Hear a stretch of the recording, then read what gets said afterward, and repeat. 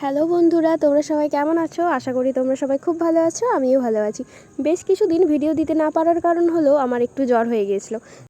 তো একাদশীতে আমি বানালাম আলু আর পেঁপের তরকারি।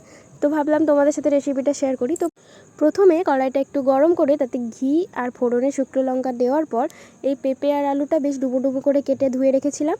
তো ওটা কড়াইতে দিয়ে দিলাম। তারপর একটু সকাল থেকে ভিজিয়ে রেখেছিলাম ছোলা। তো ছোলাটা দিলে পেঁপে আলু তরকারির স্বাদটা অনেকটা বেড়ে যায়। তো ছোলা দিলাম, তারপর পরিমাণ মতো লবণ দিয়ে সামান্য জল দিয়ে সেদ্ধ করতে দিলাম।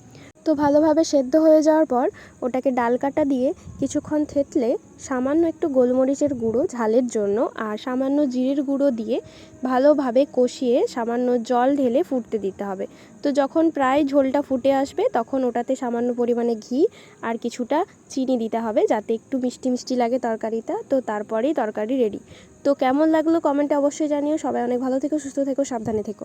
দেখা হবে পরের একটা ভিডিওতে। টাটা।